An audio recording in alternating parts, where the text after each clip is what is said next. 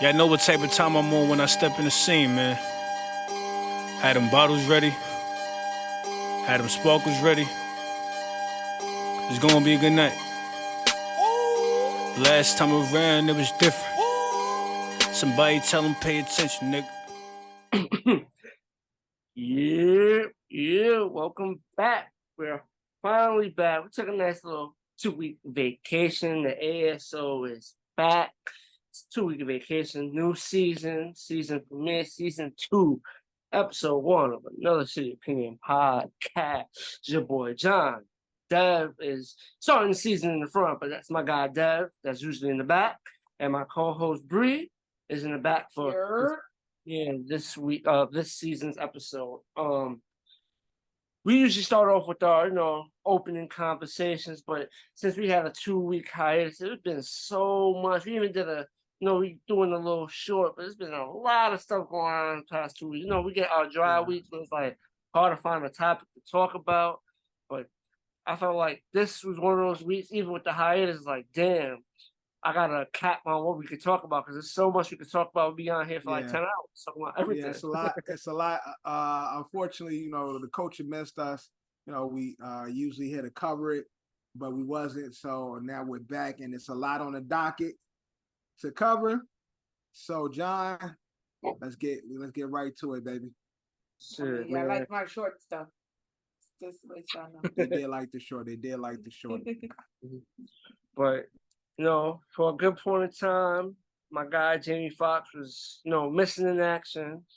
And he finally reappeared and finally made a statement, confirming, like everything going around. But again, he's been dealing with his health things, but he went to social media, posted something basically along the lines like, yo, anybody that do you dirty, I'm summing it up.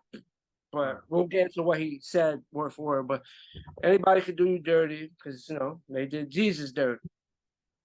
And unfortunately, that's where some backlash as people feel like he's offending the Jewish community, or his comments was targeting the Jewish community, which I don't see. His comments were anti-Semitic, they are saying.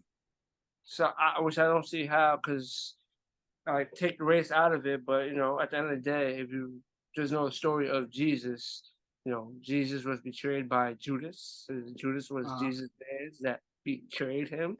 So it's like, and the crazy thing is, life lesson. Like I was, and again, just piggybacking off you, life and times of Jaime Fox. The last couple of months have been crazy for Jaime. With his health scare, and him going dark 30 for a while, him coming back, people say he cloned because the Jaime that we see today don't look like old Jaime. His head is ballooned and he looked like fake Jaime and all this goofy shit. And then so him saying what he said was not like nothing crazy. They like this the clone talking. But again, his message, and again, motherfuckers, people just so dumb. Like, we want to preach the Bible. A lot of times people want to quote the Bible. We do all this, but then someone quotes the Bible and tell a story that's in the Bible of the Messiah, of Jesus Christ himself. And we all know, whether you religious or not, the story of Jesus, about Judas. And so him quoting the Bible and saying, even Jesus got done dirty. And we know that to be a story that we've been reading for centuries. And so for him to say that, I don't get the anti-Semitism, because this is from the Bible. I guess haven't got into what he said. You can quote exactly what the words that he used, John. I don't have the exact quote of what he said, but the words, again, there's no Semitism. I can't even pronounce the word and shit. Semitism. That's Semitism, no. right? I think a part of it is the single fact that in history, the people that killed Jesus or crucified Jesus were a certain group of people that still exist to this day. So I guess you mentioned Jesus's crucifixion. We talk about that every day. I mean, not every day, but we talk about that in Easter. We talk about that on Easter. We talk about that on Good Friday. I mean, it's not like a conversation that's not happening on holidays, on special holidays. These are conversations that happen on every holiday. Again, he said they killed this dude named Jesus. What do you think they will do to you? Hashtag fake friends.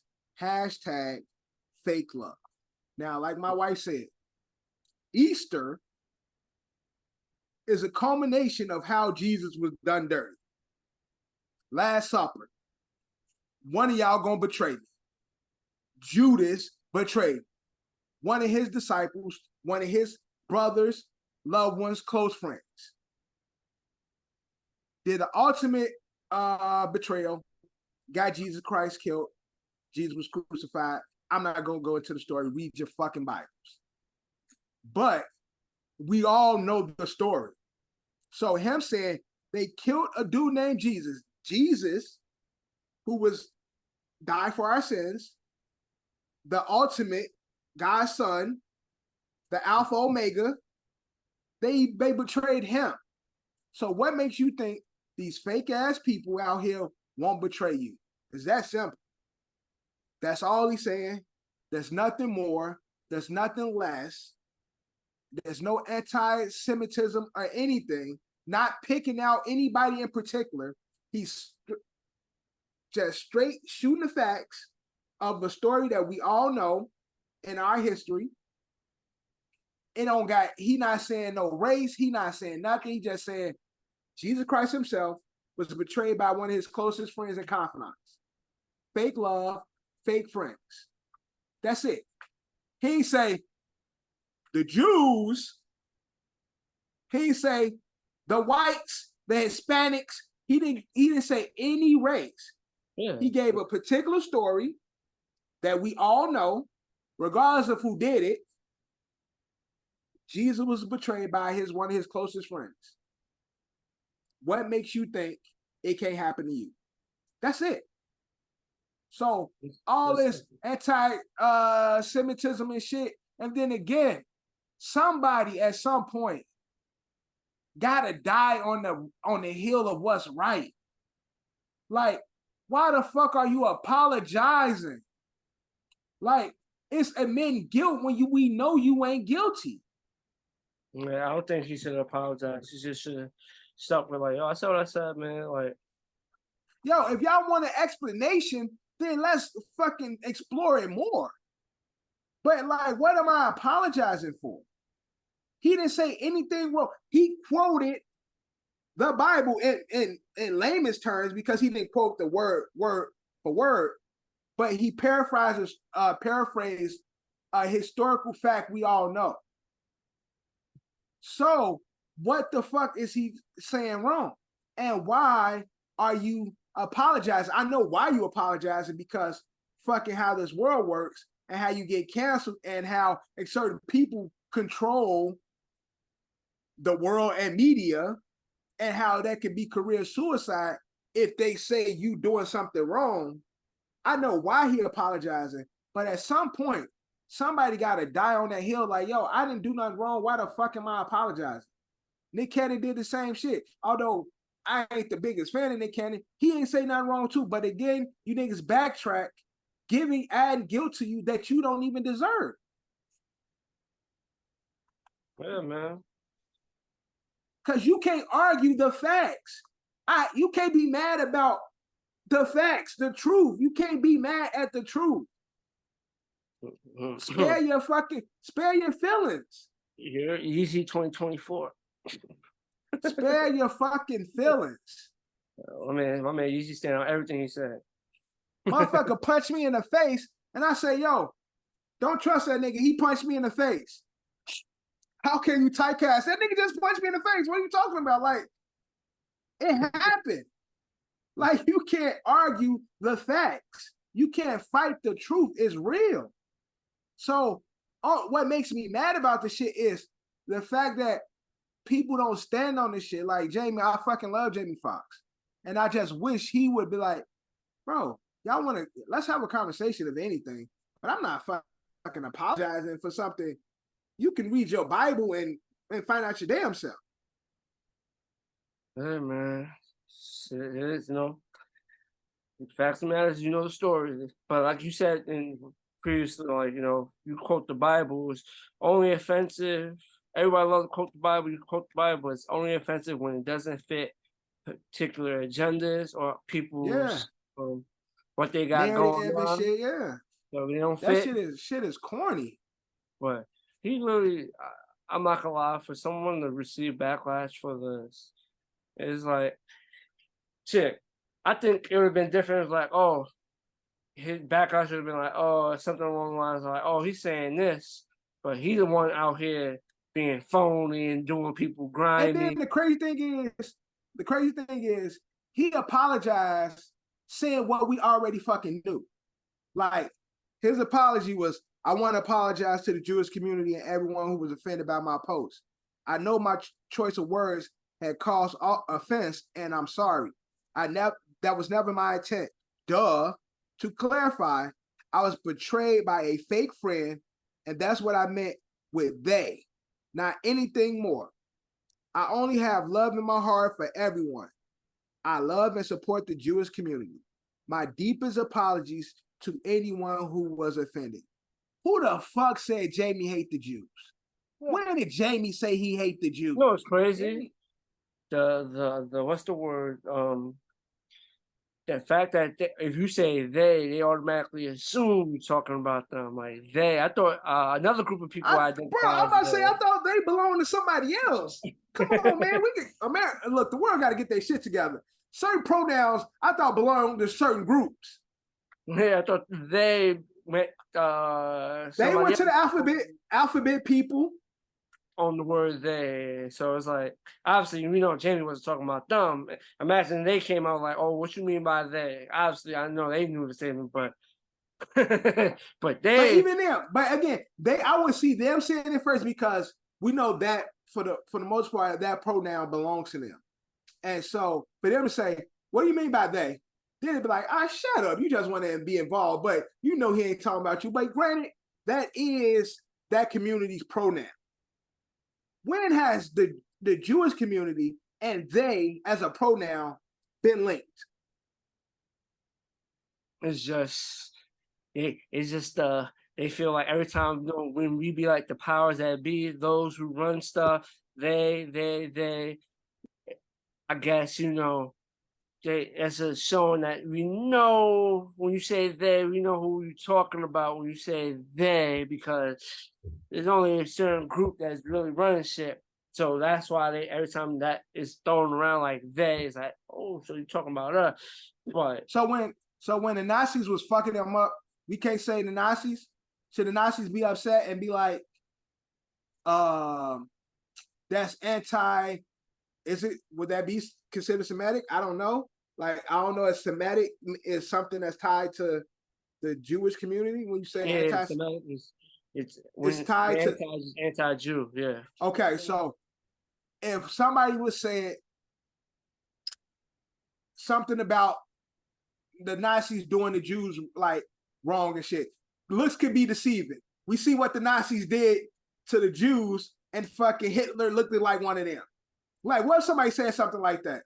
Should the Nazi people or the German people be like, hey, that's racist, or that's anti-German, or some shit like that? No, they can't, because the Jews will preach every day, this is what happened to us, right? We know the history. We're not changing the narrative. This is what happened. So regardless if you are the offender or the offended, you can't rewrite the history. And the history says, per my Bible, they, them, those folks did what they did to the Messiah. And, they know this. And the crazy part is, either way, still it goes over the point because it's all about the fakeness. Like you going with a group of people, you're being betrayed by your homie. So it's not even have to be them, just being betrayed by your homie. And that was never Jamie's point. His point was exactly what you saying. So that's why I'm saying with him saying fake love, fake friends, what's understood ain't got to be explained. I know what you mean. And then by using Jesus, it was just him saying, look who was betrayed by a friend. Yeah, it's just perspective. Jesus is looked at, he is the Messiah. Look who was betrayed by a close friend. You don't think that'll happen to you? That's the only message he's pushing. He's saying you delusional. He's saying, look at the purest of people. Exactly. And what he came down to. If they did that to him, what makes you think you any better? That's it. Nothing else to it. Yeah. Nothing to do with race or anything. It's a particular story, a particular moment in our history, who Jesus was and his purpose and what happened to him. Well, it's crazy. Freedom of speech, man. Every other and day. Motherfuckers will kill you for less and do you dirt for less. That's it. Man, they try to control more and more. I feel like we lose more freedom of speech every other day. And that's what I'm saying. Like I always say, motherfuckers so woke, they need to go to sleep and stay to sleep because you pick at every fucking thing. You don't want to have a conversation about it because then when you really unpeel the onion, you look like a fucking idiot by combating history and combating something that we all apply to our life. Like we all have that sense of knowing, although we don't want it, but we all know anybody can fucking betray you. Blood, mud, it don't matter. It's a possibility. And so Jamie saying that is something that we already know. And him using Jesus as an example, it just showing you the extent of who can be betrayed. It don't matter. Yep. It don't matter who you are, what you done, your purpose. It don't matter. A motherfucker will betray you for their own personal reasons. That's it. Yep. As much as we move forward, I feel like we're moving backwards. But yeah, motherfuckers need to get beat up sometimes. Niggas need to start getting swirlies. Niggas need to go back to that. Like adults need to get fucking, what's that shit called when you pull a nigga draws? Wedgie? Oh, wedgie. Yeah. Right. Adults need to be getting wedgies. Adults need to be getting swirlies. Everybody fucking on social media, typing away. Man, let's put together a team that any niggas that come with these goofy ass takes that with no real merit, wedgies for all they goofy ass. Cause it's pointless at this point. Like you said, yes, freedom of speech. Some motherfuckers do too much and say like, bro, come on now, you're doing too much. But when you got situations and cases like this, it's like, come on, man. Yeah, but speaking of fighting, let's go down south. One of our most viral moments of the year. It seems like, a group of drunk white people. I know they try to throw in like supremacy or racism. I'm just gonna go with a group of drunk white people that felt like they could do what they want. Right. Try to bully a security guard that was trying to do his job. Right. Who just happened to be black as well. But they tried to bully him. He started fighting. They jumped him, and then the head up. And other black people that was in the vicinity came to his rescue, and we got the viral video that we got, and the viral moment that we got. So they united, helped security guard and that family. Got pieced up. They just listened. They could have kept it pushing. Like we got up out the way, but nope. They want to be hard at it. Then they thought they was gonna get away with the shit, but turn it off. He's not a security guard. What was he? He's what you call those people who drive the boat? He was a captain or a sailor? Captain, sailor? Captain, yeah. Yeah. And he was asking them politely if they can move their boat because they weren't supposed to be in that spot, and that's where the fight started. Yeah, because I think the big boat was getting ready to dock, and they illegally docked that boat in a space that it wasn't supposed to be there. Mm-hmm. And when he told them to move the shit, they was probably drunk, under the influence, and privileged because they had on their Sperry's and they Dickie shorts or khaki shorts and shit with their open shirt, Sperry's on. They felt proud. They were a bunch of proud boys and girls, and so they got on bullshit with the black security guard. Although not security guard, black sailor, captain. Or sailor, or boat staff. Somebody who worked in who worked in the aquatic. That was working that he was doing his job. At the end of the day, he was doing his job. Doing his job. Is to be determined. They try to jump him and shit. And us black folks, we don't do it rarely all the time, but there are good times where we come together to handle and take care of our own. And therefore, they went WWE on their ass, table, ladders, and chairs. We went crazy shit. We had niggas swimming in the water to defend. Proud moment. Jumped in the water and swam. Proud moment. First off, for a brother to get in water to swim. First off, congratulations, good job there. And then two, on top of that, a brother willing to get in water to save another brother. Gotta be proud, man. It's brought black folks together. Of course, we don't take nothing serious. So as we know, social media and black Twitter and black social media period is just enjoying this this moment. They said like the hat toss is the new sign of black unity and shit. So so that's a distress signal. That's now our bat signal. So when you see a hat in the sky, all black folks, we assemble like fucking Avengers, man. And so I'm just proud of what we're able to do in the macro form. We're in the micro form.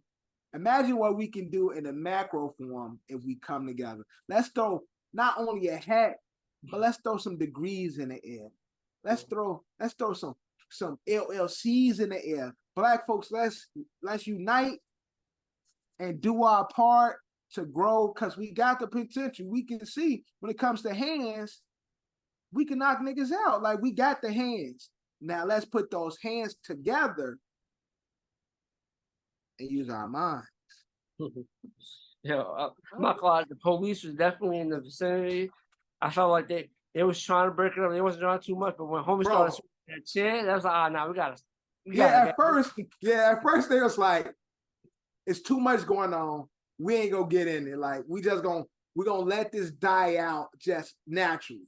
But once Buddy them said, and they heard Jerry the King Lawler and fucking Jim Ross, then it's like, oh no, it's too much there. Like he cracked the white guy a couple of times. They didn't do nothing. But when he cracked the white guy, he's going crazy. They went and snatched the chair. I was saying, but I ain't never see them go to Mae Young or Luda May when they be getting hit.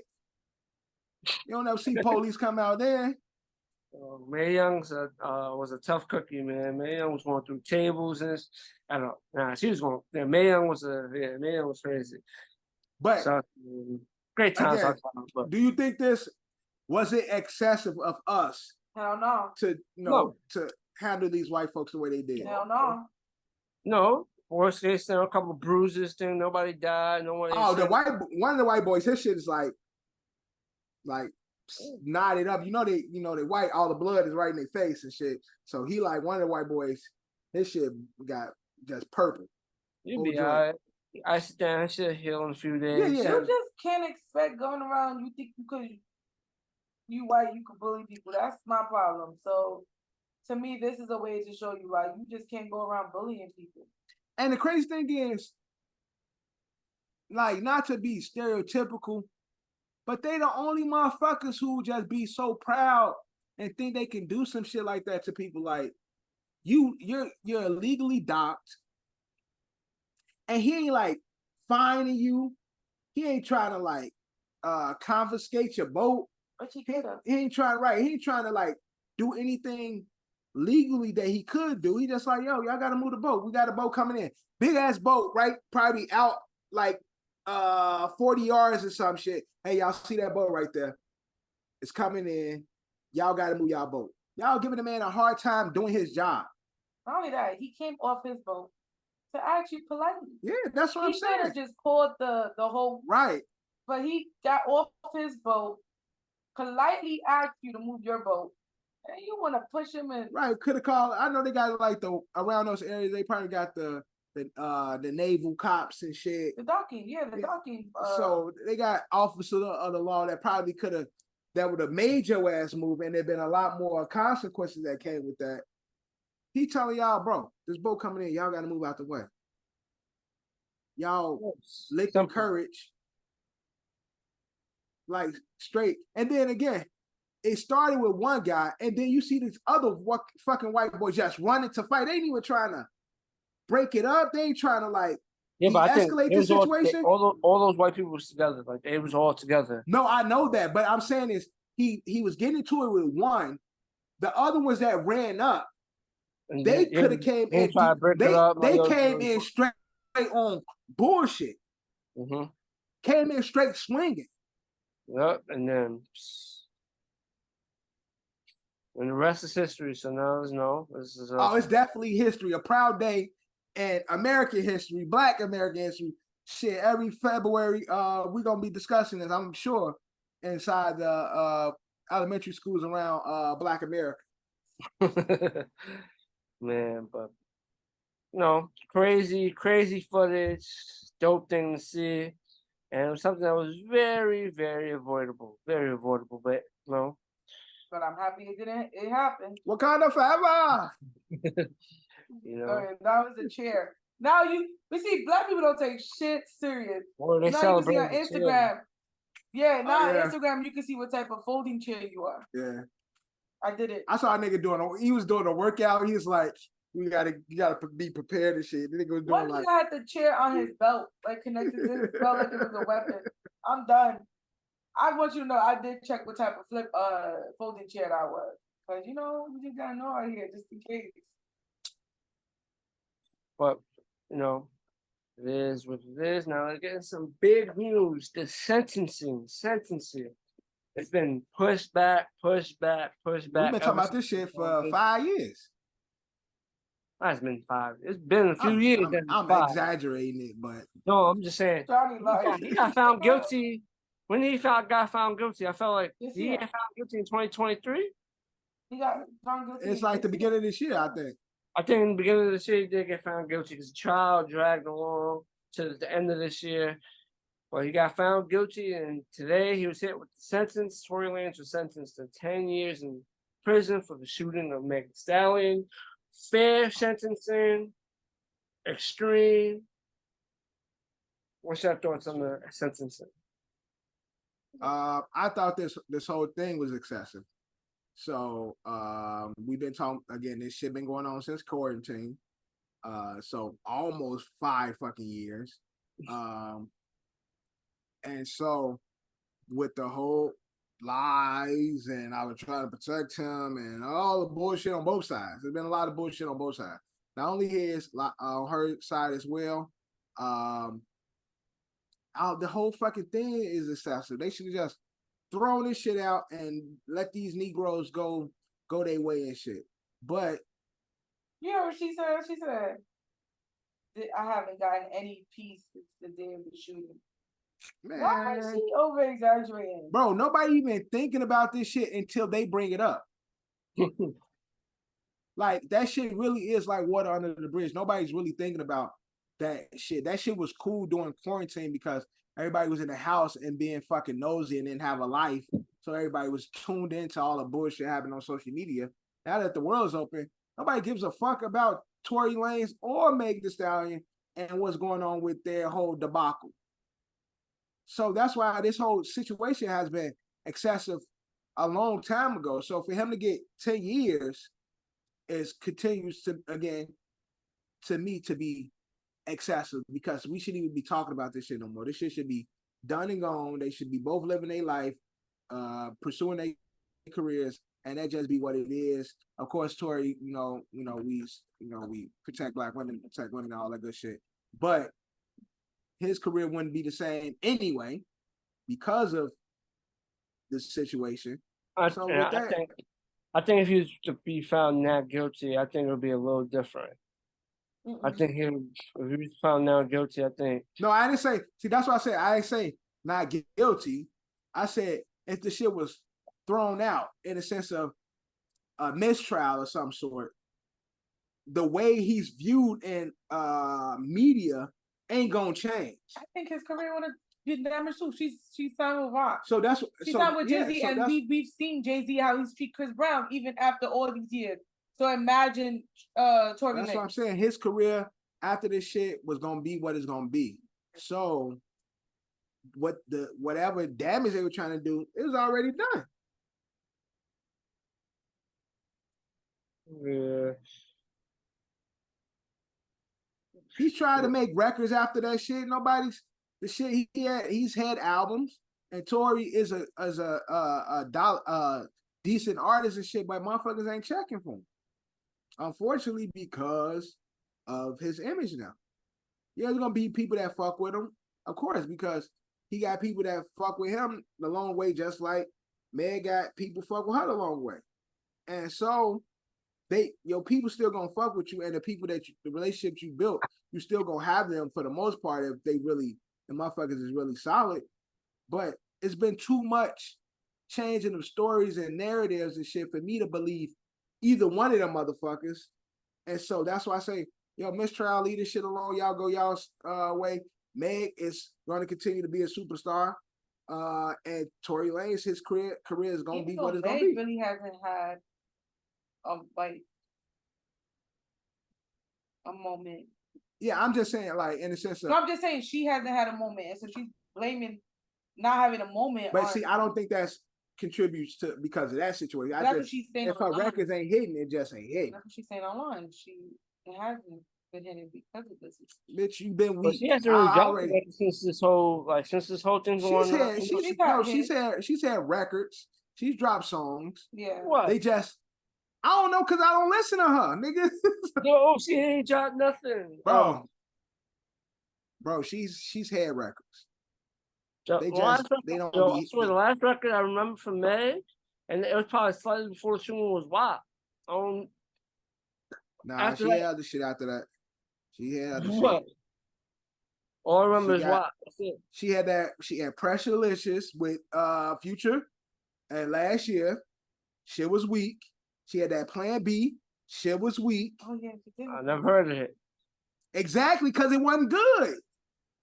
We all hear bad records. Even if it wasn't good, you still hear about it. I heard about the Future one. I remember the Future one. So the Future one, the other one, because that was supposed to be the next big hit. That Pressurelicious shit. But it did. Also, I think it was a part of the conversation. Wasn't she talking about how she had to pay like a big ass amount of money in cash to Future for the verse?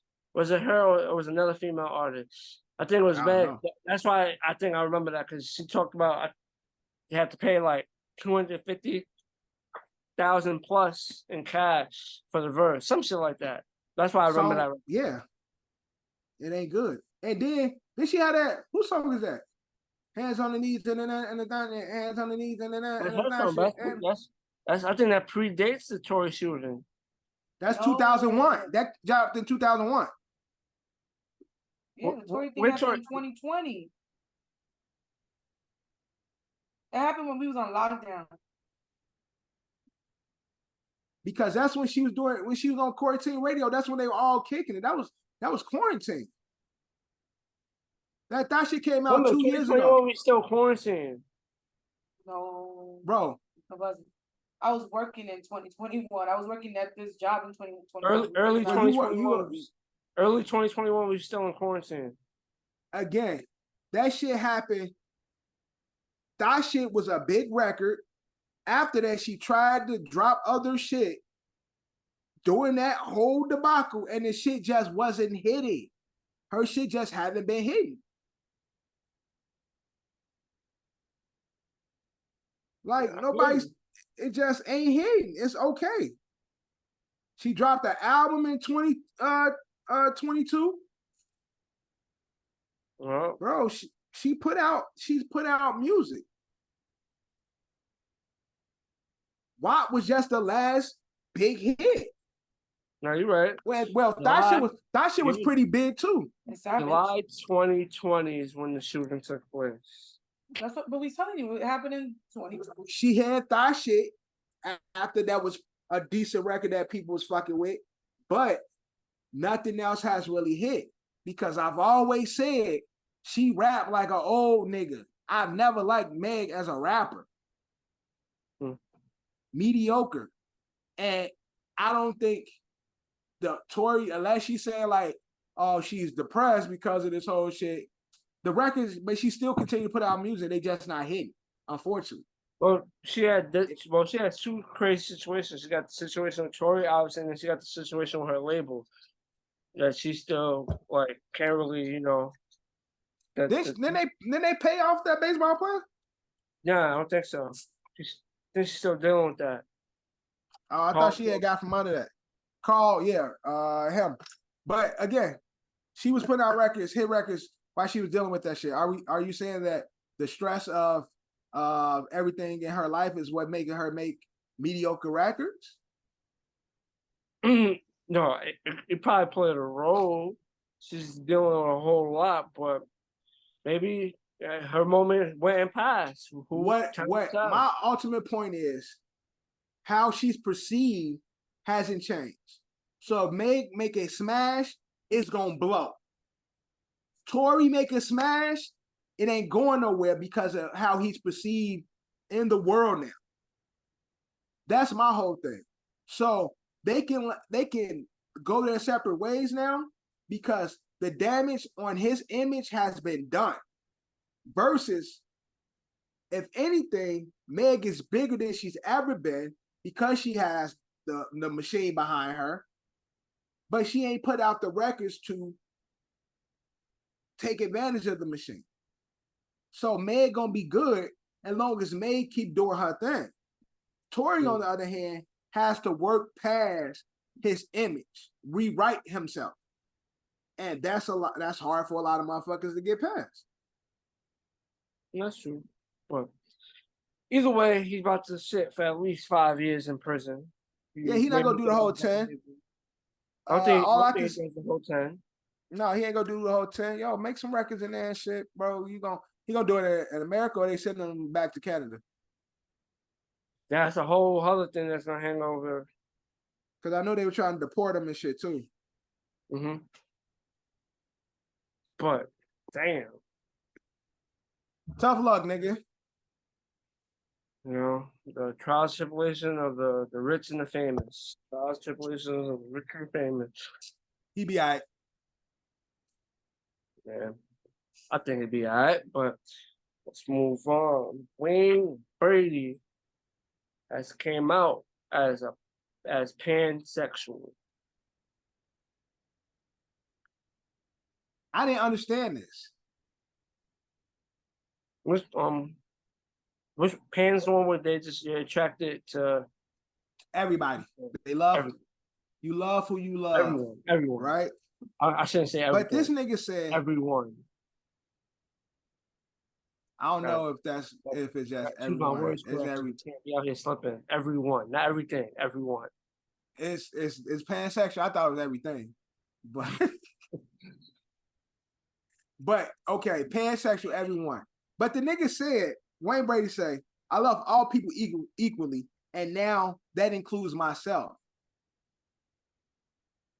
I don't think that counts in the sexual orientation. Yeah, that's what I'm saying. Does that count in pan? Like, because again, he said, I love all people equally, and now that includes myself. You supposed to, again.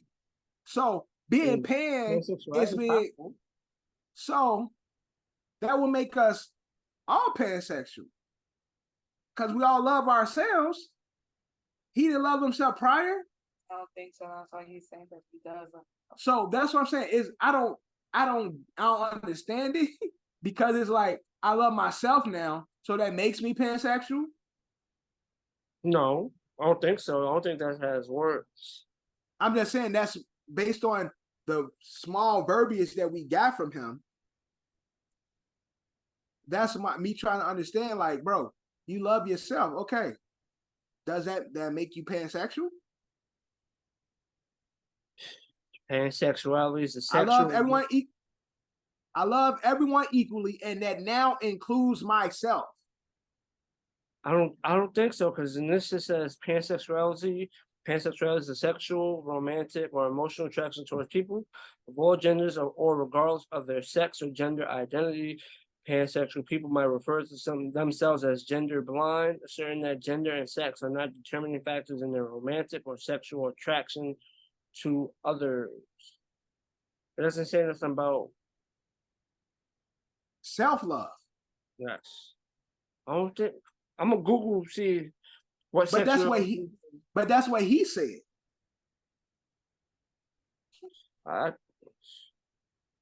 That's what I'm trying to break down. What he said. I love all people equally, and that now includes myself.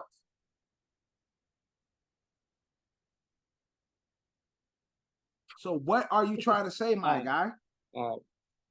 It's called autosexuality. It means people are more attracted to themselves and to others, but he said equal, so it's not this. But autosexuality means people are more attracted to themselves and to others and may prefer masturbation to sex with a partner. So maybe Wayne didn't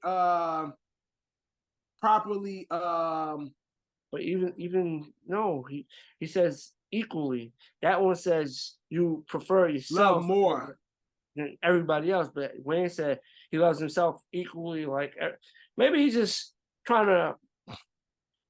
He just threw it in there as like self-confidence. He loves himself so much that he confidently say he's pansexual. That could be. Maybe, and it's just in the way he threw it into how he said it, it's just a little confusing. Yeah. He's just saying like, I'm so confident. I love myself so much. I could tell you that I am this. And yeah. I think that's how probably more aligns with what it went. Yeah, I mean, let's keep it a buck. Let's keep it a buck for a minute, right? Let's keep it a buck. Wayne, knowing who Wayne Brady is, right? Other than seeing him do the Dave Chappelle, I always thought Wayne Brady was gay. I ain't gonna even hold you. I always thought he was gay. I was wrong in that because the man got a whole family, kids, had a wife. I don't know if he's still married or not. Because again, to me, when you marry somebody, you talk about your sexuality means nothing. Nigga, you're attracted, you're sexually attracted to the one person you with. So it's like, to me, that's weird for somebody to be like, oh yeah, I'm this. No, motherfucker, you are whatever that person is. That's your sexuality, whoever that person is. But so I'm guessing he's not married. But I always just felt Wayne Brady was of that community anyway. And so for him to come out pansexual, good for him. I also think pansexual is the new way for men to be bisexual and be accepted. Is it? You could just say so again, no. Because you're saying it gives you more leeway because it's not specific. Exactly. Genders. Exactly. So depending on what gender you are, you like the opposing gender and the gender. Right. Oh, okay. Exactly. So I think, especially in our community, like for most women of color, and this could be a wrong stereotype of mine. I'm pretty sure my wife could chime in. For most Black and brown women, they're not accepting a bisexual man as their partner. A heterosexual woman is not accepting a bisexual man as their partner. But I think people will be more accepting to somebody who is pansexual. I could be wrong too, but I think pansexual sound is a lot easier to swallow than especially a black man, because we still deal with these type of things I don't in know. our I community. think ignorant is still at an all-time high. You come around. It's possible. That's what I'm saying. I don't know. A common person with the ignorance, you like, you what? You gay? That's be the Right, next response. right. Oh, so you gay then? They get like some people will. Like that's a fact. It But depends. I'm just saying. I think like you described. I think when you say pan and you're not setting it to I like men and women, people, it's more tolerable for people to the concept to accept in the world we live in today. Yeah. I could be wrong. It's not specific, so it's like you say you pan, you're attracted to everyone. I love everybody. Hey, I love everybody. Hey, I love everyone. It's cool, baby. I think You think nowadays, because it's still a big stigma with the whole being gay. It's still a big stigma in our communities, period.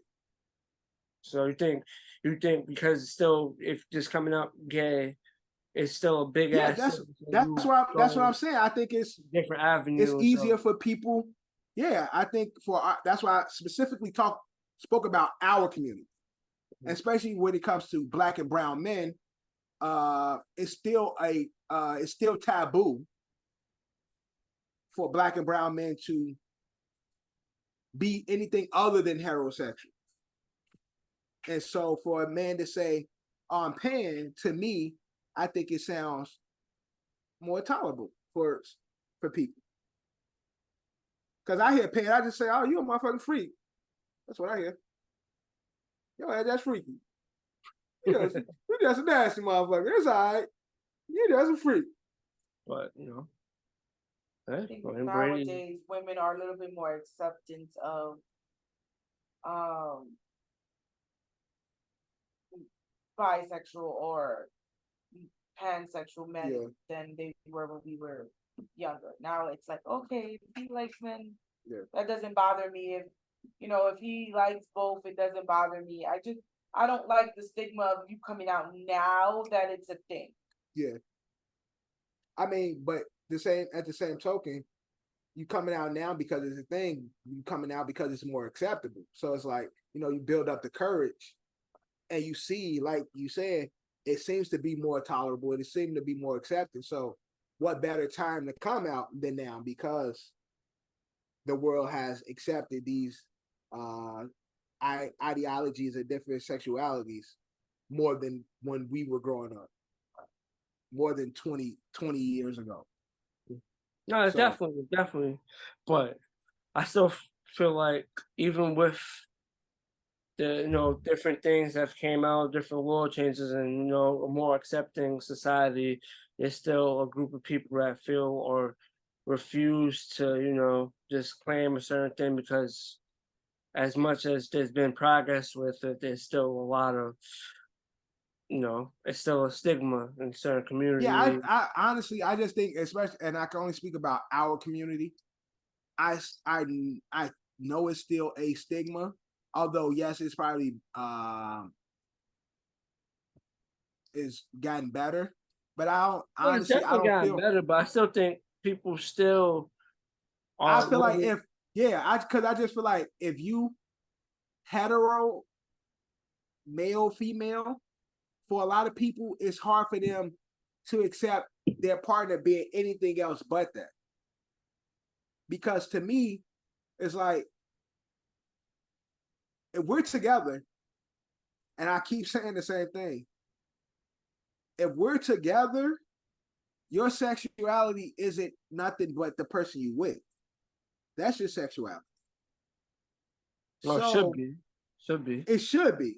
Now, if you have an open relationship, then you're having these discussions or whatever, and about you pan or whatever your sexuality may be, because you're fluent, and so you want the person that you're talking to understand your lifestyle. But if you're with somebody, their sexuality is that. My sexuality is Sabrina. That's my sexuality. You get what I'm saying? I'm not heterosexual. I'm not homosexual. I'm not pansexual. I'm Sabrina. Like, that's my sexuality. So when you with somebody, sexuality, honestly, to me, goes out of the window unless you got multiple partners or you're fluent in the sense of you're open, your sexuality is open, you don't have a committed relationship, because again, all that shit doesn't mean anything to me, or it should mean anything to anyone other than the person that you're with. I see the point you're making. But But I just want to say, John, look, I accept you.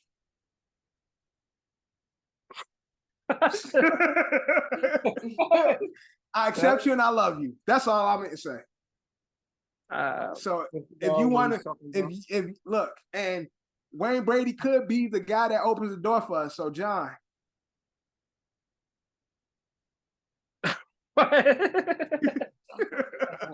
But shout out to Wayne Brady. Shout out to Wayne Brady. I'm pretty sure that's something he was dealing with for a long time, and now he's, like you said, he loves himself enough to. But see, the crazy thing is though, we can leave this, but Wayne Brady says shit like that don't surprise people, and it's like it's one of those situations like, okay, nigga, duh, like we thought you was something anyway, like you know what I'm saying, like. We assumed you were something anyway, so cool. Like, good for you, brother. We can leave that in there. You ain't saying nothing too crazy. But now we're gonna leave Wayne Brady, and we're gonna go into speaking of sexuality. We're gonna leave sexuality. Now we're gonna speak on a couple who's been, social media, all over social media since their breakup. Lil Meech and Summer Walker and their whole saga and everything. What's your overall thoughts on the whole situation? I just feel like this point is just entertainment. It's reality. I don't care. Okay. Lil Meech is a borderline of celebrity. Like borderline celebrity, so nobody really give a fuck. He looked like he musty. Like Jess Hilarious said, he musty. He looked musty. Shout out to Big Meech though. And Summer Walker, over the last 2 years, we've seen her in a bunch of relationship shit with people. So it's like, who gives a fuck? She's a young woman, big career, living her best life. Her and her babies. Meech, I don't know if he has kids, probably do, but he's growing as a young actor, blossoming in his career.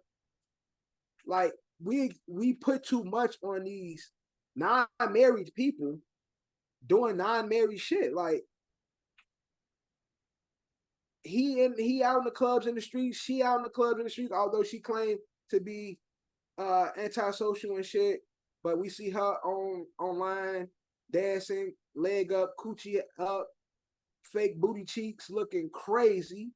Like they young people living their life and shit. Who fucking cares? Let's stop investing so much of ourselves in people and other people's personal lives, because they not married. Especially with celebrity couples and stuff like that. And again, it's not like they married. So he got caught doing some shit like this. No, he was helping his cousin with groceries at 3 a.m. and shit. They fucking been dating 4 months. Like, who cares? Has it been 4 months? I don't know. I don't know. I don't think they've been together long enough, but you're right. Yeah. If it's been shorter than that, then that's even crazier, because who the fuck cares? I would hope it's been longer than that. But I know she was just with some guy maybe last year or the year before. So who gives a shit? Bree, any thoughts or same sentiment? No, I just can't wait for the album to come out. Yeah, give me some music, cause that's what we want. And put Meech ass on the new season of BMF. That's what we want too. Nigga, give us BMF, give us a new album, and shut the fuck up. All right. Now let's move on. Cenet, one of the biggest streamers on this planet. I think the biggest streamer right now. Caused some controversy when he tried to give away PS5, tried to do a giveaway in New York City when he pulled up, accidentally incited a riot, and they arrested him for inciting a riot. Do you think the police should think the police are being excessive? Nah, because the nigga really caused a riot though. He did, but that wasn't his intention though. But no, I'm sure that's not what his intent was. But I think him being young, dealing with Gen Z, and not realizing how big he is, maybe, and not realizing how big he is, and he's in a tax bracket and a popularity where he has to do things the professional way, not no impromptu fucking shit. Like he got a stage where he can do like pop up like I'm here. So he got to get past his own ignorance, because it was ignorant, and maybe it was just him being naive of how popular he is, but it was somewhat ignorant for him to do an impromptu giveaway, knowing this nigga is the biggest streamer in the world, knowing how this Gen Z and them fuck with him, the way he handled it, and again, he got a young professional. So him and his team should have handled this situation better, because he really, like, it was really a fucking riot. Motherfucker, cars got beat, people got fucked up, people like seriously got hurt with this situation. And I fuck with Kai. I think he funny as hell. I don't really watch his streams. I just, see the snippets and shit. But I like the kid. And so I just think he has to recognize his power, and the intent was great. The execution was poor. And so next time, if he tried to do something like that, he got the coin to do it. Him and his team has to handle it on a more professional basis, handle it in a more professional way. Whereas you get the right type of fucking licensing, you get the right type of permits, so you can have proper security and people there to make sure that it functions in a way that is fun for the people in attendance, but is also safe. Yeah, I feel you, but you just sound like because again, him and his crew, AMP, they big, like it's a crew of them. They big as hell, like, and it's Twitch, streaming world. A lot of these kids, like the Gen Z, they love that world. They live in that world, and so Cenet is fucking Jay-Z for a lot of these motherfuckers. Like, that's like, that he a celebrity. Like, that's fucking Drake for a lot of these young niggas. And so he has to understand his influence and his power. And I think he somewhat underestimated it, but he tried to get ahead of it because he saw what was going on. He was telling his people, like, via Twitch and shit, like, yo, be safe, like, yo, chill out, prior to him even getting there, because it was already a fucking muck. And so I'm pretty sure he probably get fined and shit. He ain't gonna do no jail time or nothing. But moving forward, the police, New York police, NYPD probably had a conversation on, like, yo, this is, if you want to do some shit like this, these are the proper channels you got to go through. This is what you got to do in order for you to do some shit like this. Because next time, then we're gonna really lock your ass up, like, because people were hurt, damage was done to people's cars and shit. Motherfuckers stomping people's cars, like young niggas acting wild. People getting hit with shit and shit, like it was wild. But the intent was a good intent, but execution was poor, and he could afford to execute it the right way. All right. But shout out to Kyle, man. He a good nigga. Yeah. From I what I fuck see. with that, man. We should have went and got one. I ain't going down there and fuck with them kids. And now let's get into some heavy allegations. Lizzo faces some allegations from her backup dancer. What are your overall thoughts on the situation? I mean, I don't put it past anybody to treat other people like shit. Yeah. You know what I'm saying? Like, I don't put it past anybody. I don't think that they lying. I really don't. I think they just want people to say that.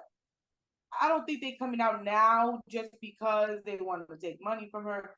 I think they want people to know, like, oh, she's really a fucked up person. And this ain't the first accusation. Like, Lizzo has been already typecast as a low key, like, a fucked up person. Like, right. She's it's a lot of people that come out and say, like, yo, she's hard to work with, like, she's a bitch. So I think this just added to it because these people are working under her. And again, people just motherfuckers like live in this fairy tale world where it's like, cause this your person, your favorite artist or celebrity, like, they just fucking God's gift, and they just like good people. Right. Like, people be fucked up weirdos with money and talent. Mm-hmm. That is true. That is definitely true. But one of the main things, one of the complaints, because there's a couple of complaints, but the fact that she weight shames her dancers, and she's someone that be doing outrageous things. Like, she'll do something or wear something and be like, to show that how she's proud of her weight and like stuff like that, and then publicly, but then people that work under her gain some weight or things. And I think, if it affects your job, she could tell you, yeah, it's gaining too much weight. Like, I don't know, because it's you can. It defeats the purpose of what you stand for. If you it don't put, if it's because, again, it's, if it affects your job, then yes, I can. It ain't weight shaming you. It's you're not performing due to your weight. Now, Lizzo, she can talk that shit. She's still Lizzo. She's still performing, pumping out records, dancing the way she dance or whatever. So she can talk that shit for herself. And yes, she can be like, yeah, you can be confident in your weight. But if I hire you, right, and say because Lizzo have the big girls, dancers and shit like that.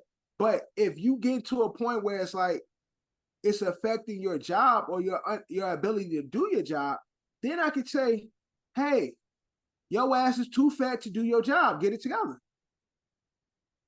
That's understandable, but then also you could look at it in another way. Is like, obviously, Lizzo, I'm not saying she's the superior dancer or the superior performer, but maybe she's just better at performing than her people, and they just happen to be big. They're just not good as her, but they can still perform to a certain. They can't perform to how she performs, and she's judging off what she's capable of doing. Yes, well, see, and that's why we don't know what it is, because again, these are all allegations. So we don't know if she's saying something about that weight due to lack of performance, or is she really just weight shaming, saying, damn, bitch, you got big, when she a big girl. Now, if it's like you the pot calling the kettle black, then it's like, okay, Lizzo, chill the fuck out.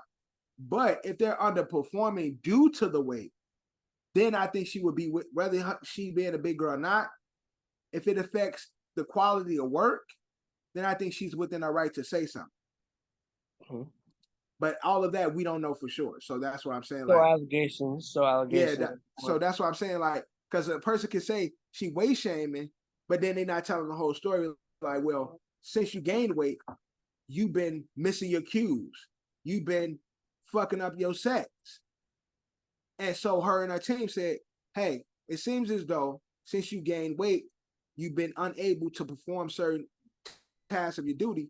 We need you to be within this weight because we're comfortable with knowing what you can do when you're between this weight. I don't know that. Mhm. But it could be that, or it could be her just being a bitch and be like, I gotta be the biggest bitch out here. You hoes is bigger than me. Hell no, I'm the big one. Like, I don't know. I don't know. At the end of the day, it's accusations. I don't think any damning evidence has been shown to the public. But they also were saying, like, you know, when she was on tour, she was making them do wild shit when they wasn't like working. Like, she was taking them out, make them eat shit out of strippers' undergarments and shit, like embarrassing them, like putting them in like, you know, uncomfortable positions. And so the people that suing her, again, a lot of times people feel like if I don't do this, I'll lose my job type of shit. Like, I can't be the one who tell Lizzo no. You get what I'm saying? It's one of those things like, you the celebrity, like, can't say no to their boss. Yeah, you can't say nothing. Right. I'm gonna lose my job. You fucking Lizzo. You take us out and you say, fucking eat fucking steak out of that stripper's panties. Who am I to say no, Lizzo? Because people be afraid that they're gonna lose their job. They're gonna leave them out there stranded and all that goofy shit. So you get put in, unfortunately, sometimes people feel like they're put in positions where they can't say no. And that seems to be a case with these young ladies who are suing. They feel like they were put in a lot of situations where Lizzo was putting them in uncomfortable positions, and in order to save their job and their reputations, they would do what she say, but it's coming out. They now have the strength to come out and speak out. Okay. I feel you. We will see. We definitely see. I'm skipping one topic. We're going right to my guy, Donald Trump indicted again. I don't know. I feel like this is like a slow build up, and it's about to be some crazy thing going down in 2024. It's election time, man. That's all. It's all. The trailer, to the 2024 election. We're gearing up. So imagine all this indictment he runs and he still wins. All that shit, it's the precursor to the election for 2024. I'm not gonna lie. Donald gonna be in this shit. It's if a reality show. Election, I just want to see, like, because he's petty. So all this, I just want to see like what he does. Like, now I'm intrigued to see. Like, I'm intrigued. Like, I want to see. Oh, if he wins, like what he's gonna do, and like. Donald definitely write names. Donald definitely be like, heard you. Mm-hmm. Because then I know for a fact there's gonna be a lot of people. You did what? Yeah, it's gonna be a lot of people like, yo. I can see people calling him privately, like, yo, Donald, I'm sorry, I didn't mean to do that. You know, I was just standing there. He exposing him like, oh, yeah. And yo, the crazy thing is, he'll expose the voicemail and shit like, I'm president now. Look at these dumb fucks. Right. Yeah. Donald is definitely I'm more petty like that. To see like how that is gonna play out if he still runs and wins. Yeah, I just think this is all in an attempt to prevent him from running. Yes. That's pretty much all it is. I think if he agrees not to run, all the shit gets dropped. But I think he really feels strongly that he can win. And if he wins, I know he's like, ooh, I can't wait to deal with certain people because I'm back president again. What they gonna say to me?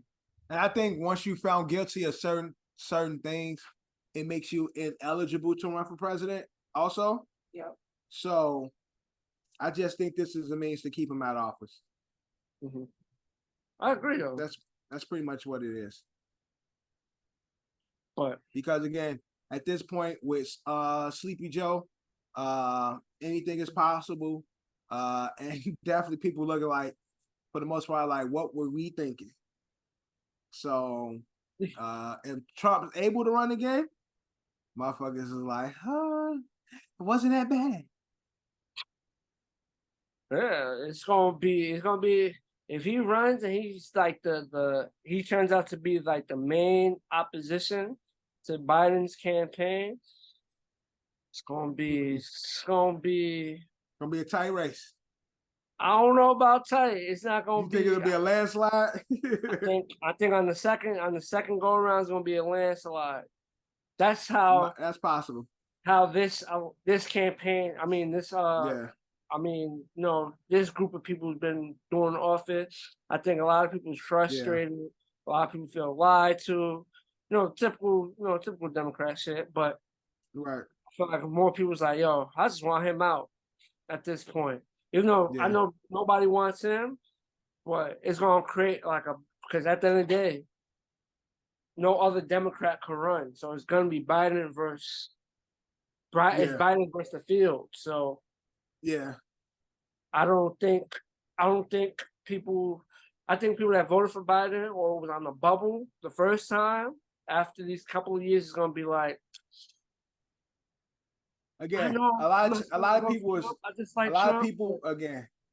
I think a lot of people on the bubble is gonna sway the other way. All them people I think everyone on the bubble is gonna sway the other way, in my opinion.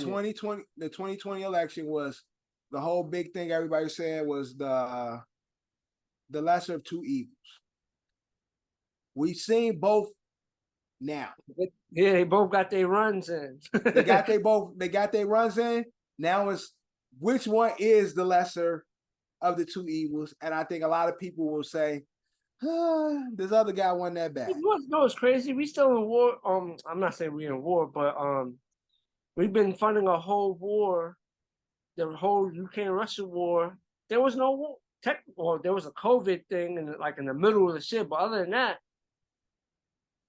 not even. For 3 of the 4 years, there was no wars going on in the Trump thing. So I think that's also gonna play a role. Like in the Trump campaign, they was giving money to the American people. The Biden campaign, everybody in the world been getting the money. The American people ain't getting money. Big bags. So we'll definitely see. But I think everybody on the bubble's gonna sway the other way, in my opinion. Yeah, 45 ain't that bad to a lot of people. I feel like a lot of people was like, yo, they can't wait to get 45 back. So 45 about to become 47. Yeah, facts. That's definitely a big possibility. Mm-hmm. Ice Spice Billboard's Rookie of the Year. Agree? Disagree? Thoughts on it? Who's been bigger? I don't think rookie-wise, I think it's crazy. It's almost been a whole full year. Yeah, she's only been out pretty much a year. Been on a great run. She's been on a great run. She's got great looks. She's helped Nicki.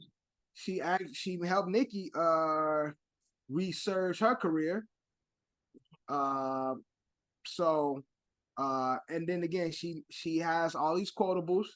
She does the catchy music. She did the Pink Panther, Boy Is a Liar shit. She got the deli shit. All the hood rats is loving. Shaking ass in the deli. You go on TikTok, you hashtag deli. All you see is the little smuts dancing in the deli. Like, she continues to make things that people fuck with. She had the one thing that everybody was saying. What's the shit that people calling themselves? I'm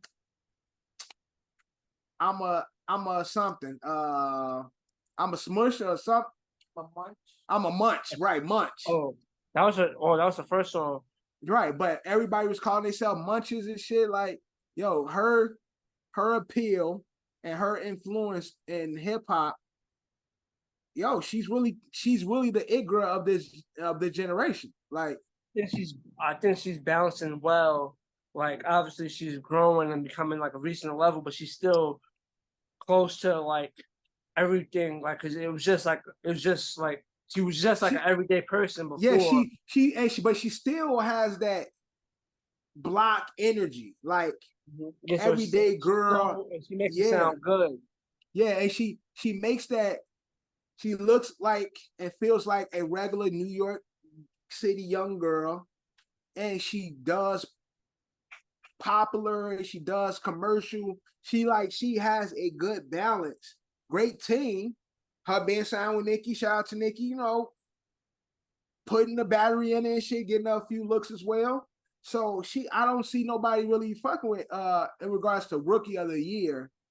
She definitely like is that. I don't think there's anybody else that could be like, Yeah, like it's in hip hop top 50 years of hip hop. She definitely is rookie of the year right now. I don't see nobody really in hip hop that's really made a splash this last year the way Ice Spice has done. So I'm not mad at Billboard. She took the drill sound and just added like sex to it. Sex, word. It's a whole like when you hear super drill, simple. She is super simple and shit. It's easy to digest. She ain't screaming like the all the drill niggas and shit. She like brought sexiness to the drill shit. Like she keep it very basic. She got one fucking producer that's like Riot, her guy and shit. Like videos look just like some regular phone camera setup shit. Like yo, she keeps it just like real, like almost organic, like a regular person shit, like a regular block girl. And so people like that, where she still be getting the commercial looks, like the single. She has the single for Barbie, the biggest movie out right now and shit. Like, and she has the premiere track from it and shit. So it's like she's getting all the right looks on the commercial side, but then she come back and make some shit like Deli, where all of Young Smuts can shake in the deli. So it's like, hey, shout out to Ice Spice, man, connecting the world. But people would say Big Lotto deserved that spot. I don't think Big Lotto has commercially her tracks, except she got the Rip Me Out the Plastic, I'm acting brand new. But Lotto has been more of like a slow grow because she's been out for a few years now. Yeah, she's been out for Ice Spice was an quite instant some time. You know what I'm trying to say? Ice Spice was instant jump. And then again, I think Lotto is more like mature, more aged in a sense, whereas Ice Spice is still like girly. It still like feels like young. Mm-hmm. Whereas it don't feel as mature as Lotto's music is. It's still like young. It's still like her music seemed to be just like of the generation. Like it's right for the Gen Zs. Like that's their princess and shit. Whereas Lotto is probably one of the premier hip hop girls, but she definitely ain't getting those commercial looks that Lotto's getting. And her songs ain't getting that commercial appeal because again, she did the shit with Pink Panther that's like very girly, like that's easily digestible for everybody and shit. And then she got Nicki Minaj, hip hop greatness. She got the Barbie look, like her and her team is making the right moves for her. Mm-hmm. And so shout out to her, yeah, rookie of the year, definitely. Shout out to Ice Spice. Let's get through hip hop's Annie. Let's get through some court things. Man suing Taco Bell for basically false advertising and skimping on their food. Do you think other fast food chains do the same thing? Or whoever the hell eats Taco Bell. Word, I need to sue him. Like, nigga, how you go to Taco Bell and complain about skimping and shit? Nigga, you should be ashamed of yourself for even be eating there. So get off Taco Bell, you not that thing no more? Bro, Kello Taco Bell has never been a thing for me. That shit's always been disgusting looking. So you know they have a good dessert because my job ordered Taco Bell. Mm-hmm. The manager did. Yeah. Shit. I didn't eat the tacos, but they had like these little pastries that come. It's like I promise you, like the cinnamon bun shit, but it's delicious. I ate like 20 of those. Well, I don't eat no fucking Taco Bell. So I'm not saying like the food I didn't eat, but they were saying like after everybody ate it, they were like using the bathroom one by one. I'm sure. Nigga going to fast food chain and complaining about skimping. Nigga, who cares? Like, you ain't eating real food anyway. They doing you a favor because you digesting less of that bullshit. Yeah, but you paying a lot of money. They charge money Bro, for that. You ain't paying a lot of money for none of them shit. Popeyes is expensive. Man, Taco Bell's expensive. Taco Bell, that nigga was eating from their dollar menu, 4 for 4, 5 for 5 menu. He ain't going there getting no. He went to get a Gordita Crunch or Baja Blast. I just know these names because I hear them on social media. I don't even know what the fuck they are, but Gordita Crunch. I know Eddie eat that shit, and he looked like he'd eat Taco Bell, but all that shit is nothing anyway, man. Bro, how you suing? What you want? A life supply? Fucking what's a meal what's popular at Taco Bell, John? You look like you eat Taco Bell too. I don't know, burrito? I don't know. No, they don't call this shit burritos. They always got some cool names.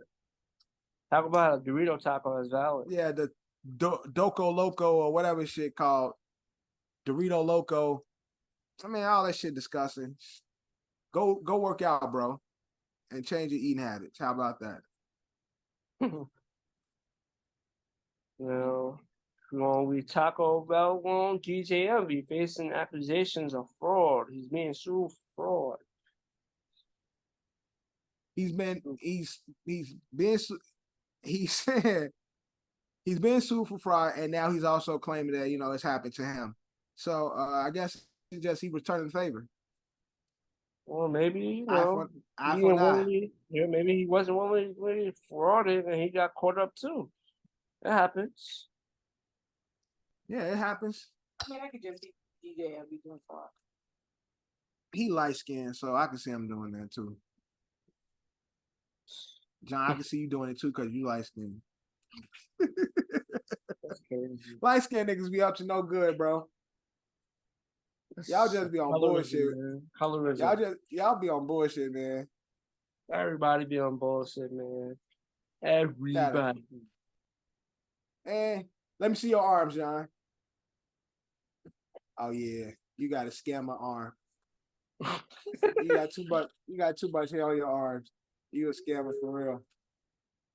That's hilarious. Who gives a fuck about envy though? That's all. We in there. Who gives a fuck? All right. CardiB throws mic at fan.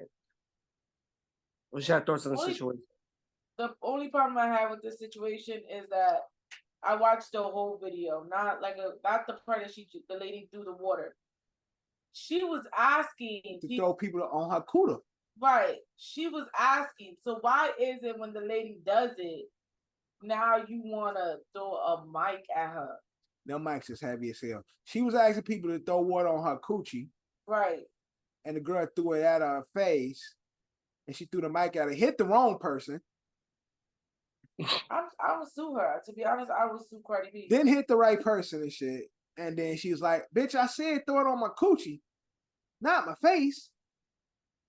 But once you open that door, you open the door. I'm not gonna hold you. Even the way you're asking people to throw water, what's the accuracy of people really? Exactly.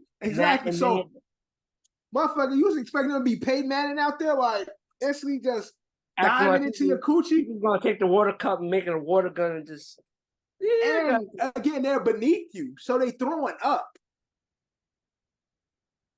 So, like, when you think they can control the trajectory of the water and make sure it lands perfectly? But there was some ice cubes in that shit, so I don't know, that shit probably hurt. There was some ice cubes in that cup. Yeah, that's cool. But again, like my wife said, you invite people to throw some shit on you, then what happens. Yeah, man. Like, people ain't got motherfuckers. Again, you got motherfuckers throwing shit at you, bro. Everybody ain't gonna get it right. And obviously, she ain't get it right neither. You said she threw the mic at the wrong person. Yeah, and she threw the mic and hit the wrong person. So, motherfucker next to him, like, damn, I like you. Like, you would hit me with a heavy ass mic. Now I'm gonna sue your ass. And then she threw the mic at the DJ not too long ago. Right. She just been throwing mics at motherfuckers. That's her choice weapon. And I get it. We put it towards Cardi B and being real and all that shit, but that you just open yourself for a lot of lawsuits and a lot of being real and being ignorant is two different things. Because again, yes, you could be real, but you could prevent yourself from being in fucked up situations. Because now we got you on camera, so she gonna have to. Of course, she gonna settle out probably, but you paying money that you wouldn't have to pay. And if you just told motherfuckers to not throw water on your coochie, you got water thrown on your face. We love you, Cardi, though. Well, definitely on CardiB, but you know, it's what it is. That doesn't mean she doesn't make stupid decisions. Yeah, word. Now let's get Definitely into Nene Leakes says she should be bigger than Kim K. Agree or disagree? She gave more context on why she but basically saying is that she's been doing reality TV for a long time. Like the networks, like some of the stuff, like the Kardashians do, they wasn't given the same leeway for their show. Like they couldn't promote their me and you started a show, Dad. Me, you, and Bree. And Bree started like a clothing line or a perfume line or something. Yeah, you wasn't. She said they wasn't able to talk about their other lines on the their show. How the Kardashians was able to promote all their stuff on their show. So that was like more like the context. They felt like they was being restricted. They couldn't be like, yo, I got this business, and put all their business on the TV show. Then I think they're doing it now, but then at the time they couldn't do it then. How the Kardashians was doing it, because all their businesses was put front and center on the TV shows. That was like key ingredient to their show. So with that, do you still think? No. Agree? I'm just raising questions. That's what she said. I don't think nobody ever wanted to be Nene Leakes. Okay. Nene Leakes ain't, yes, although she might have been comedic for a lot of people in the circles or the people that watch her, but I don't think Nene Leakes has ever been admired the way Kim Kardashian has been. So in regards to, and then again, unfortunately, Nene Leakes hasn't been tied, because I don't want to take nothing away from Kim, but Nene Leakes haven't been tied to the people that Kim Kardashian has been tied to as well. So no offense to Kim Kardashian, because they took advantage of these opportunities, but Kim Kardashian and her mama made sure she was connected to the right people and was associated with the right people. People that was like big time celebrities when they were tied to Kim. And I don't see Nene Leakes having those similar ties. Because ultimately, and again, no, not trying to take nothing away from Kim and what they were able to do, but a lot of Kim's success is due to the circles she were in. Being tied with Paris Hilton, being tied to Ray J, being tied to Reggie Bush, being tied to fucking James Harden. Well, not James Harden. Kanye West. Again, a lot of Kim Nim's success, their family success, has been the community that they built, the communities they've been a part of. And I never really watched Housewives of Atlanta like that, but I don't remember ever seeing Nene Leakes being tied to the A-list players in media the same way Kim Kardashian has. So I think that plays a big part in why Kim Kardashian and that family is as successful as they are, because who they've been able to tie themselves to. And I don't think Nene Leakes has had that same type of relationship. So that's why I don't think she would have ever been bigger than Kim Kardashian. That's why I think nobody's bigger than Kim Kardashian in that social media, reality TV world. It's she's had great relationships and been around the right type of people. Okay. Brady, any thoughts? See, I've known Nene Leakes from the time that she's entered Housewives of Atlanta to who she is now. Yeah. And I will say that Nene Leakes has become a top reality star. We've said it. I said what I said. And it's you a pig with a wig. And all these memes and all these quotes that people still use to this day came from Nene Leakes. She has set a trend. And I'm not gonna say she as big as Kim, but I feel like she's up there. Like when you say Nene Leakes, her name rings bells. It's known, she is a known reality star now. Like she is. I mean, to this day, people say a lot of her quotes. Stop, fucking marry men. Like that has become something that people, you know, it just it rings bells. So I'm not gonna say she has big ass Kim, but she's up there with being one of the biggest reality stars. I don't think Nene Leakes is bigger than I Love New York. She is. She definitely is. I think I Love New York don't ring bells as much as Nene Leakes. Tiffany Pollard. I'm talking about. I'm not talking about the show in particular. I'm talking about the identities as reality. Yeah, I don't think Tiffany Pollard. New York I believe rings that's the bells name. Yeah, No, more than Tiffany. Yeah. Nene Leakes.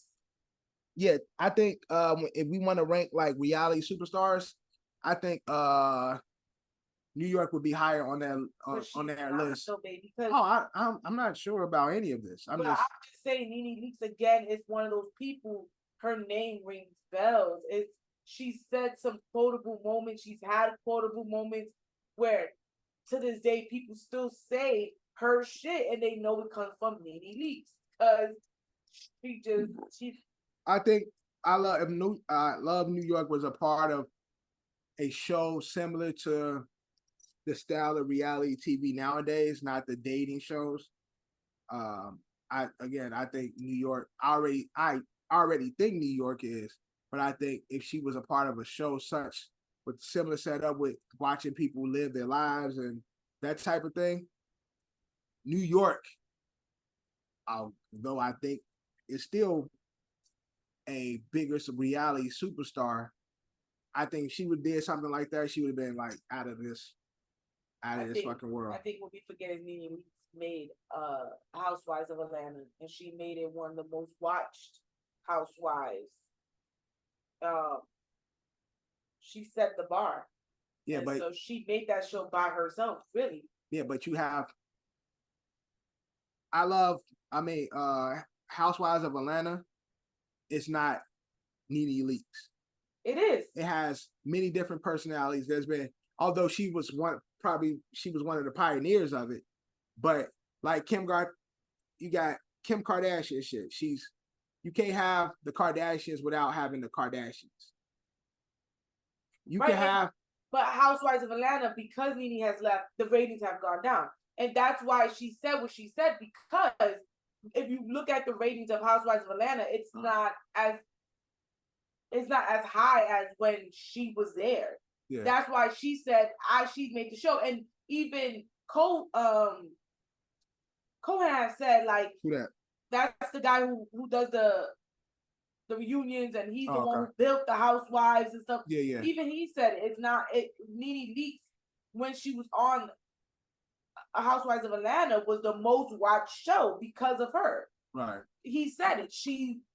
That's why she would leave the show and they would beg her to come back on, because originally she was kind of the show. It wasn't the same without Nene Leakes. Yeah. And that's all I'm saying. I'm saying that for her to start a franchise the way she did, yeah, and bring in people the way she did, she's up there in reality TV. Like I said what I said. Yeah. That line right there, it went. Again, you could be up there, you could be top 5, but not be close. You could be number 2 and not be close. So God forbid Kim Kardashian is number 1, right? say Nene Leakes is number 2 and number 3. It's not even close. Your number 2 is not even close to the number 1. Right. You Like could I be said, number I don't 2. think she's Kardashian, Kim Kardashian, but I do think she's up there. I think she's up there with That's that. but she's saying that she would have been there. Yeah, I'm not I gonna don't lie, think so. family might be top 5. Top 5 might be the family. Alone. That's a fact though. Like, that's a fact though. Like, and we only talking about Kim. Mm-hmm. That family alone is reality royalty. So, although again, big ups to Nene Leakes and them creating their own path, their own identity and shit, and doing their own reality version and shit, their own reality TV. But Kim is just light years ahead of everybody. It ain't even close. Yeah. You can make a legitimate case. The mom could be the GOAT.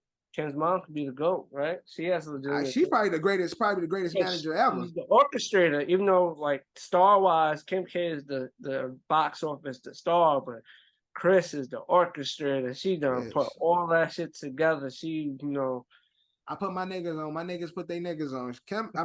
Chris is the ultimate manager. GOAT. Kim K is I'll say Kim K is the GOAT, but Chris definitely got I think she got a legitimate argument over a lot of people.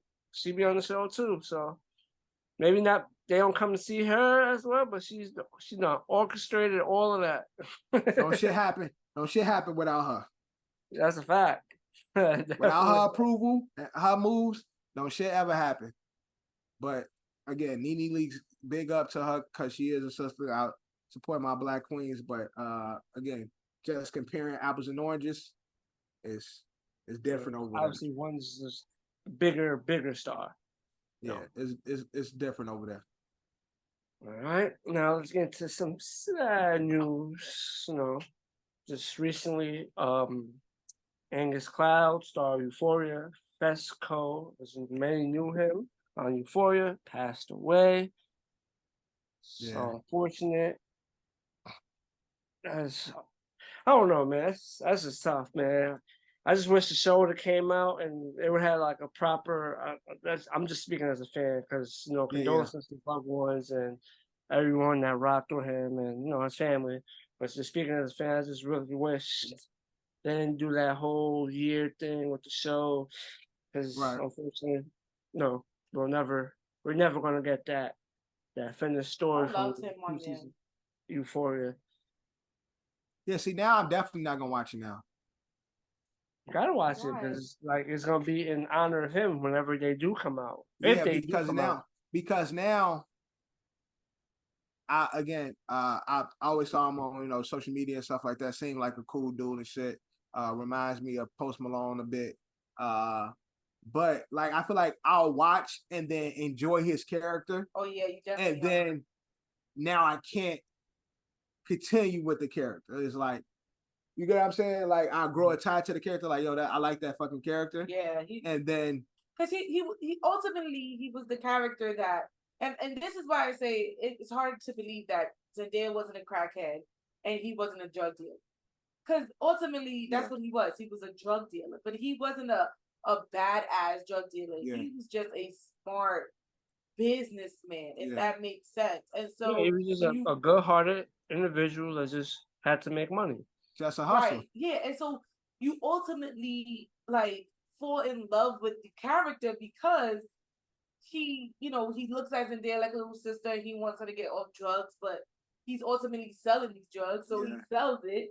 But he's just Cash 22 and shit. Like, I don't want to see you fucked up like this, but you are paying my bill. Right, but he's just such a smart business. Like, he's so smart at it that you become like, yo, you want him to win, you want him to succeed, you want him to, find a girl and da-da-da-da. So you do fall in love with the character. I will say, watch the show. I mean, I don't know. This may be the last season because after something like this, like death like this happens. The characters in the show be like, yo, we ain't coming back. It'd be a last season because it's bullshit writer's strike to begin with. So you take the writer's strike and then you take an actual death happening. Right. And again, he's playing a drug dealer, died in real life from drugs. So it's a tough hill to climb for a show like that. And again, because you guys are in a way, opening eyes to the people being addicted, and you have one of your actors who's supposed to be acting, really dealing with this shit in real life, then motherfuckers might not want to watch that shit no more because it's like now it's too real. Because it's supposed to be pretend. Like, but then you have one of your actors dying from drugs. It might be too much for people to take in and shit. So the mother said it's not suicide, saying that something was wrong with his drugs. So it wasn't suicide. Fentanyl is in everything. So we'll find out more. But fentanyl is in everything. So this is the worst time to be. This is the worst time to be an addict. Because fentanyl is in everything, and that shit is killing people rapidly. So rest in peace to that young brother. And just unfortunate, man. Rest in peace, and condolences to his family. Yep. R.I.P. to him, and condolences and love to all his family. More sad news: DJ Casper, the creator of the Cha Cha Slide, has also passed away. R.I.P. to him, and condolences to his friends, family, and loved ones. Yep. It's just, we still gonna cha-cha slide in his honor. His dance and song gonna live on forever. So rest in peace and condolences to him. But his song definitely gonna live forever. Black folks ain't gonna never let it die. Now let's get into a game. Let's get into ASO Culture Dash. Bringing it back for season 2. Yes, bringing it back for season 2. So I made a small tweak. I told you there's still gonna be more tweaks with the game, but this is gonna be a small tweak. Still trying to fine-tune it. Still fine-tuning it. So how I said every time you get say you get to the 10, I gave you an extra 5 seconds for the next category. Right. And I said we will subtract. So I want to add it to. I feel like it'd give it a better. So basically, say you get the 10, for the first, say NBA players, name 10 NBA players within 30 seconds. You get it. You get the extra 5 seconds for the next category. So let's just say that next category you don't make the 10. Instead of losing the 5, you'll drop down to 10. So instead of going back to 30 seconds. For the third category, you'll be at 25. So, gotcha. For the so third you're losing category, 5 seconds. Yeah. So I feel like for every time it's successful. So say you do 2 straight successful categories. Say the first 2 successful. You get that plus 10. But say that third category, you happen to mess up. You don't get them 10. I subtract more. So you get 2. You get to 40 seconds to name the third category. You mess up. You drop it down to 15. So every time it drops down, it'll be to 25, and then you back from there. So you mess up 2 categories in a row, you'll be at 20 seconds. So I came with 5 categories. Again, this is a fun game. It's just I'm still working out the rules to make it more fun to add to it. And definitely there'll be more rules added. Do y'all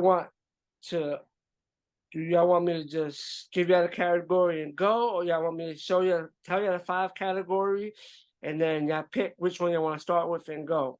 How y'all want to go about with the category? I like random, so that's my opinion. So you want to go random? Okay. She agreed. We're gonna go random. All right. First category is kind of influenced by what we discussed about. So I'm gonna set the stopwatch. So you're gonna have 30 seconds to get to. You're gonna have 30 seconds to get to 10. So the first category is reality TV stars. I think this one should be a breeze. We have 30 seconds to name 10 reality TV stars. Okay. And here the goal is y'all gotta get to 50. So I got 5 categories. Y'all gotta get to 50. So you and Bree versus the house. So Y'all get to 50, y'all win. Y'all don't get to 50 within the time span, I win. So, all right. Ready? Celebrity reality TV stars. Ready? Yeah. Set, go. I Love New York, Flavor Flav, Chance and Real. You got Kim Kardashian, Khloe Kardashian, Kendall Kardashian, Kylie Kardashian, Chris Kardashian, Rob, Nene Leakes. Bam, that's 10 right there. 10. All right. I got 10. So I did that category, even though a couple of them is Jenner. Hey, they all reality show stars. You ain't say they a couple of couldn't Jenners come from in there. you ain't say they couldn't come from the same family. No, I didn't say that. No, I said some of them is Jenners. You said Kylie Kardashian. They all Kardashian. They all Kendall Kardashian. They all Kardashian. And Kris Kardashian has him in the car. She's Kris Jenner. She just changed her name, did she? Yeah. Did she just change her name? You went back to Kardashian? I know she was talking about it. She did. She went back to Kardashian. Because I remember Chloe was like, that's not your name. She went back. That's crazy. I didn't know she went back. But Legally, technically, Kardashian's not originally her name neither. No, that's the father's. But that's no, that's what Chloe was saying. That wasn't your name. Yeah. So her maiden name is whatever it is. Before the Kardashian. It's just that name holds that Kardashian name hold power. It got that weight. That Kardashian name hold weight. All right. So yeah, I got the extra 5 seconds. It's 35 seconds. This category is podcast. So you got 35 seconds to name 10 podcasts. That you're gonna hold on your own, bro. Yeah. I do not watch enough podcasts to do this. Okay, we're gonna try it though. All right.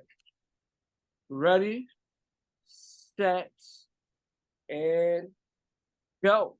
The Joe Budden podcast. New Rory and Mal.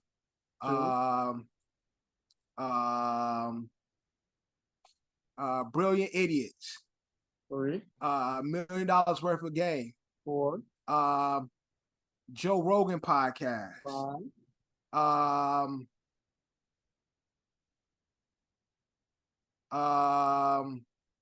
Up in Smoke. Jumper. Up in Smoke. No Jumper. 7. Don't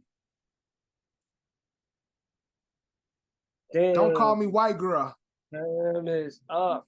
No love for the ASO or OSA. You really had 9 with those two right there. I thought that was a cheat. That was the first 2 I thought of. I thought it was a cheat. You went with them. You got to name. You had to name 10. So all right. I didn't think you was gonna give me that. So yeah, technically at 30 seconds. Bro, I'm watching a podcast for that. I listen to There's still more podcasts to be. Still more. It's a lot of them. I just don't listen to a lot of them. Y'all at 17 points. So yeah, I'm gonna give you another 30 seconds. Okay. To go through the podcast again. Okay. And we at what? Yeah, I was at 7. Okay. So we just got to name 3? Yes. Yeah, I got 30 seconds to name 3. Okay. Ready? Yeah. Set and go. OSA. ASO. But Joe Rogan. I said Joe Rogan already. Yeah. I was watching that earlier.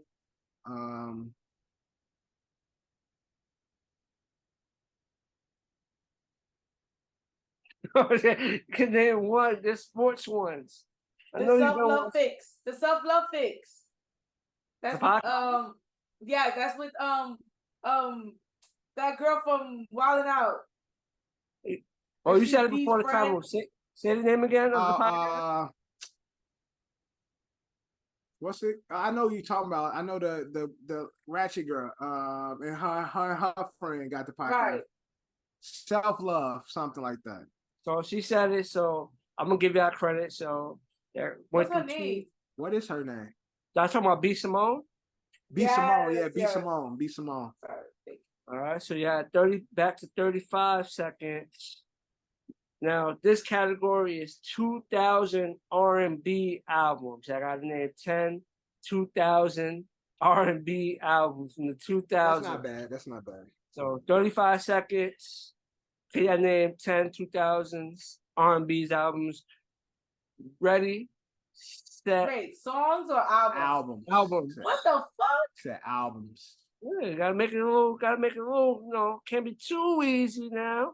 I think the look other like categories after this is gonna be a little easy, but Okay. 2000 albums, 35 seconds. All right. He be Ready? playing games with us. Set, and go. Confessions. The Breakthrough? 8701. The Emancipation of Mimi. Full Moon was it 2000? Full Moon. Chris Brown debut album. B-Day. B-Day. No, That's it. yeah, B-Day. Omarion's debut album. As I Am by Alicia Keys album. She said Repeat As the I Am album by song. Alicia Keys.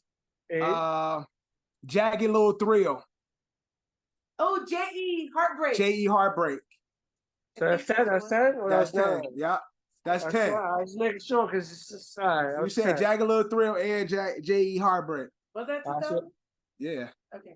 So you got to 10 R&B albums. So you got 40 seconds. Look like you have enough time. I should have put the hard ones last and gave you the easy ones. But because I think this next two categories were also inspired by what we've been doing. So now, category 4, Atlanta rap hits. Atlanta rap hits. So you got 40 seconds to name 10 Atlanta rap hits. Okay. Ready, set. Wait, what do you mean Atlanta rap? Songs that's from Atlanta. Big songs from Atlanta. Oh. Yep, rap hits from Atlanta. Any era. So you have a field, big field. 40 seconds with a big field. Ready, set, and go. Sorry, Miss Jackson. Sorry, Miss Jackson. Confessions. Burn. Yeah. Pimpin' All Over the World. Rap hits. Rap hits. I said rap. No, you didn't. Rap. You said hits. I said Atlanta hits. Rap hits from any era.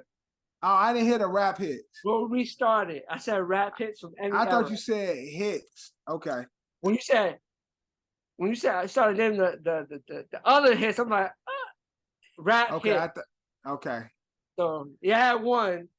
So y'all can reuse the one. There was a miscommunication. You still got the 40 seconds. Okay. Rap hits from Atlanta. Rap. Okay. So yeah, 40 seconds. Something, but you can still say that same one. So mine still stand. ready? I don't know which one you said. Sorry, Miss Jackson. Okay. Yeah, that's so just repeat it when the timer starts again. Ready, Gotcha. set, and go. Miss Jackson. Hey y'all. So fresh and so clean. Move, bitch. Calling Me Back by Chingy. Nuck If You Buck. Chingy's from St. Louis. Yeah. So 5, Whisper song. 6. Get Low. Shake It Like a Salt Shaker. Walk It Out. Walk It Out. Crank That. 10. All right, I got to 10. I did it. I thought you used some of the songs you used on your list. I can't even think of the songs that I used on my list. I was trying to. I can't even think of the fucking song. Is Laffy Taffy of Atlanta? Yeah, that is. Bro, I could not think of not one song that's on my list. The Outcast songs, you named the Outcast songs. Other than that, everything else. Because only reason why I said Outcast because she said Outcast. I couldn't think of. I'm trying to think of my list. I couldn't think of none of them shits. So Laffy Taffy is an Atlanta song. Yeah, D4L. They from Atlanta. Mm-hmm. Yeah, Laffy Taffy. Shit, ain't them franchise boys from Atlanta too? Yeah. Oh. So I have 45 seconds for the last category, and y'all get this, y'all win. I don't get this, I win. This is for the house, but y'all got 45 seconds. We beat the house. So y'all get it. This one is New York rap hits. New York Uh-huh. rap hits. Any era, New York, big NY rap Okay. hit. Rap hits. 45 seconds to name 10. Here y'all go. Ready, set, and go. Lean back. Lean back. Make it rain. Conceited. Conceited. Empire State. Empire State of Mind. Run This Town. I'm a hustler, baby. Ballin'. What's the Dipset song? Oh boy. Put your right hand up. Chicken noodle soup. Chicken noodle soup. This is why I'm hot. 10. There you go. I did it. Yeah, George Blake. It was hard because I can't think of none from New York. Could have did 50. Nas. Ja Rule. Nas ain't got no damn. Ja Rule. There's a lot of people. Nas ain't got no damn hits. We just love Nas. He ain't got no damn hits. What? You're crazy. Nas do got hits. We just rap fans. He ain't got no damn hits. Uchi Wally. World. What happened? Oh yeah, if I rule the world. You did say any era too. Yeah, I said I didn't give you a 10-year gap. Maybe when we run it back with the songs, I was thinking 2000s. Because we doing the 2000s, I was only thinking there. Shit, you could have named Biggie records, Diddy records. Yeah, Wu-Tang. Wu-Tang from New York. LL Cool J. They're from Staten Island. LL, Run DMC, Beastie. It's a bunch. I was stuck in the 2000s because we've been doing it. I wasn't thinking outside of the 2000s. But maybe when we do this again, I'll do constructed to eras. You know, I have the big categories, and I have like the categories. It becomes harder when you do the decades. So maybe next time. But yeah, I got it with some buzzer beating love. I got it. But we beat the house. Fuck you, house. My co-host beat the house. But no, it's still a game. It's still working on. It's a fun game. But once it gets all this kinks right and flowing game, it's gonna be take it to the streets. Take it to the streets, and it'll be a much, much funner game. But with that being said, that's a wrap on this brand new episode of Another Shitty Opinion Season 2. Season 2, the new season. Woo. We got through season 1. Now we back for a whole new season. So yeah, I'm pretty sure there's gonna be some tough topics, subjects, and we hope to bring some new stuff to you guys. So just bear with us and continue to watch and grow with us. And you know, like always, your boy John, my guy Dev in the back, co-hosting today, my co-host Bree in the back for the season premiere, and always we are out.